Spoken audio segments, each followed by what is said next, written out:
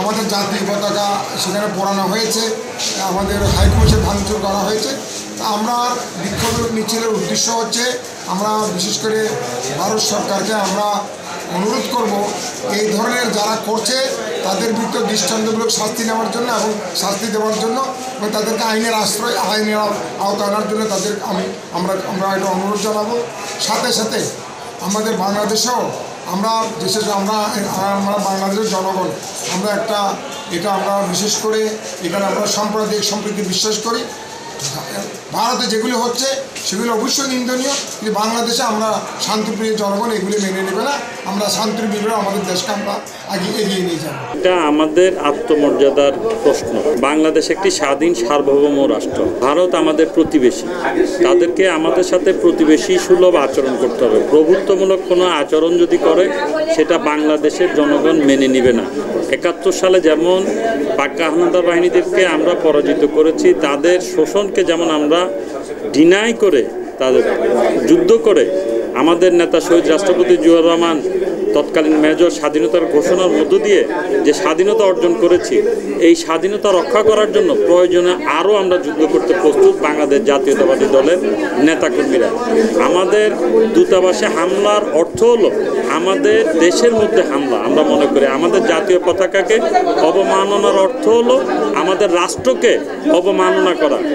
বাংলাদেশে যা ঘটেছে সেটা একান্তই বাংলাদেশের অভ্যন্তরীণের বিষয়, কিন্তু অত্যন্ত দুঃখের বিষয় আমরা লক্ষ্য করেছি আমাদের প্রতিবেশী দেশ ভারত ভুল ব্যাখ্যা করে, ভারতীয় মিডিয়াগুলা ভুল ব্যাখ্যা করে আন্তর্জাতিকভাবে এটা প্রচার করছে। সেটা অত্যন্ত দুঃখজনক এবং আমরা এটা কখনোই আশা করিনি। আমরা দেখতে পেয়েছি গতকালকে আগরতলায় আমাদের হাই কমিশনার অফিসে তারা ভাঙচুর করেছে, আমাদের জাতীয় পতাকা অবমাননা করেছে। আমরা আমাদের দেশের জনগণ এবং রাজনৈতিক দল হিসেবে বাংলাদেশ জাতীয়তাবাদী দল এই সকল ঘটনার তীব্র নিন্দা জ্ঞাপন করছি এবং তারই ফলশ্রুতিতে আমরা আমাদের কেন্দ্রীয় বিএনপি থেকে আপনার কর্মসূচি ঘোষণা করেছে, বিক্ষোভ সমাবেশ, এবং আজকে চট্টগ্রাম মহানগর বিএনপি বিক্ষোভ সমাবেশে আয়োজন করেছে। এবং এ ধরনের আগ্রাসনী মনোভাব এবং আগ্রাসী যে কর্মকাণ্ড ভারতীয় মিডিয়ার যে অপপ্রচার, এর বিরুদ্ধে আমাদের জনগণ সোচ্চার। আমরা প্রতিনিয়ত এর বিরুদ্ধে বিক্ষোভ সমাবেশ কর্মসূচি করে যাবেন।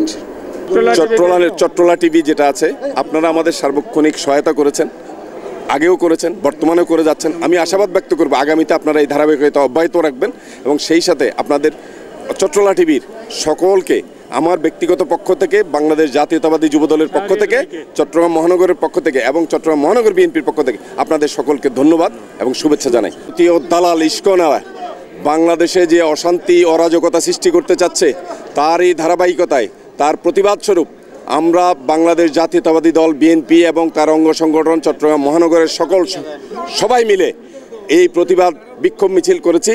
আমরা আশা করি আগামীতে তারা এই স্পর্ধা দেখানোর সাহস পাবে না। আমরা এর তীব্র নিন্দা জানাই। আগামীতে তাদেরকে কঠোর হস্তে প্রতিহত করা হবে ইনশাআল্লাহ।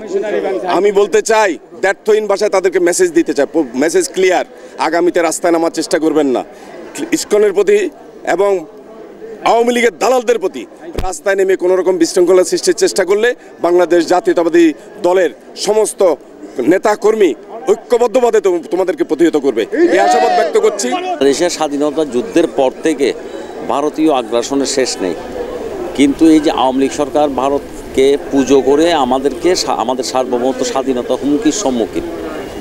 এখন ভারত যেটা শুরু করছে, আমাদের দেশের একটা বিশাল একটা চক্রান্ত শুরু করছে। এটার নেপথ্য নায়ক হচ্ছে শেখ হাসিনা। শেখ হাসিনা যে তখন দিল্লিতে অবস্থান করছে, সে এইসব কলকাঠি নেড়ে আমাদের দেশকে অস্থিতিশীল করার জন্য একটা ব্যর্থ চেষ্টা চালিয়ে যাচ্ছে। তো আমরা তার বিরুদ্ধে, তার প্রতিবাদে আজকে বিক্ষোভ মিছিল করছি। চট্টলা টিভিকে আমাদের বাংলাদেশ জাতীয়তাবাদী দল বিএনপি এবং সকল অঙ্গ সংগঠনের পক্ষ থেকে ধন্যবাদ জ্ঞাপন করছি। কেননা চট্টলা টিভি আগে ছিল, এখনও আছে, আগামীতে থাকবে ইনশাল্লাহ। আমরা ২৭ নং দক্ষিণ আগ্রাবাদ ওয়ার্ড বিএনপি এবং সকল অঙ্গ সংগঠন থেকে আপনাদেরকে ধন্যবাদ জানাই। আজকে আমরা বিক্ষোভ সমাবেশে এই কারণে অংশগ্রহণ করেছি, ইসকনের যে সকল দালালেরা এবং তার দোসররা এক হয়ে বাংলাদেশের উপর বারবার যেভাবে অত্যাচার চালাচ্ছে এবং যেভাবে তারা আমাদেরকে নিষ্পেষিত করার জন্য উঠে পড়ে লাগছে, অতর্কিত হামলা বিভিন্ন জায়গায় চালাচ্ছে, আমরা বিএনপি পরিবার জীবিত থাকা অবস্থায় তাদেরকে কোথাও দাঁড়াতে দেব না। ইতিমধ্যে ভারতের হাইকমিশনার বাংলাদেশের দূতাবাস কেন ভাঙ্গা হয়েছে এর প্রতিবাদে আজকে আমরা বিক্ষোভ সমাবেশ করেছি। আগামীতে যদি এই ধরনের কোনো কর্মকাণ্ড হয় বাংলাদেশের মাটিতে কাউকে দাঁড়াতে দেওয়া হবে না।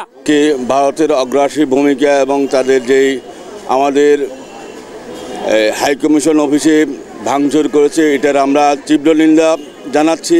আজকে আমরা এই তীব্র নিন্দাকে নিয়ে চট্টগ্রাম মহানগর বিএনপি এবং আমরা ওলামা দলের পক্ষ থেকে একটি বিক্ষোভ মিছিল প্রদর্শন করি। এই বিক্ষোভ মিছিলের মাধ্যমে আমরা বাংলাদেশের আলেম ওলামা এবং সর্বস্তরের জনগণের পক্ষ থেকে দ্ব্যর্থহীন ভাষায় বলতে চাই, ভারতকে সাবধান হতে হবে তাদের জন্য, ভারতের জন্য সাবধান হতে হবে, না হলে বাংলাদেশের মুসলমান ভারতের অস্তিত্ব রাখবে না। এই বলে আমি আমার প্রতিবাদ জানাচ্ছি।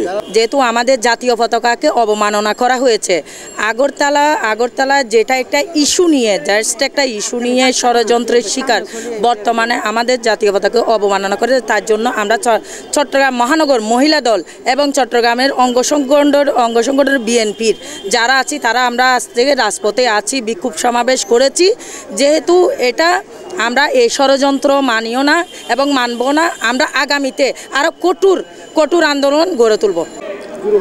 আজকে আমরা এখানে সমবেত হয়েছি, 17টা বছর আমরা রাজপথে ছিলাম, খেয়ে না খেয়ে বিলে কালে মামলা হামলা হুলিয়া মাথায় নিয়ে কারাভোগ করে কারা নির্যাতিত হয়েছি। 17টা বছর আমি আমার পরিবার নির্যাতন হয়েছে, পাশাপাশি আমার পাশে যারা আছে তারা সবাই কারা নির্যাতিত। আমরা আজকে রাজপথে নেমেছি। এই কুনি হাসিনা, এই ভারতের দালাল, এই রুশ ভারতের দালাল, এই বুটসুরানির দালাল, এই বাকশালীদের দালাল, এই স্বৈরাচার হাসিনার বিরুদ্ধে আমরা প্রতিবাদ তুলব। যতক্ষণ পর্যন্ত অবাধ নিরপেক্ষ নির্বাচন এই বাংলার মাটিতে প্রতিষ্ঠা হবে না, ততক্ষণ পর্যন্ত বাংলাদেশ জাতীয়তাবাদী আমার প্রাণপ্রিয় সংগঠন শহীদ জিয়ার আদর্শ সৈনিক আমরা জাতীয়তাবাদী দল ততক্ষণ পর্যন্ত রাজপথে আমরা আন্দোলন চালিয়ে যাব ইনশাআল্লাহ।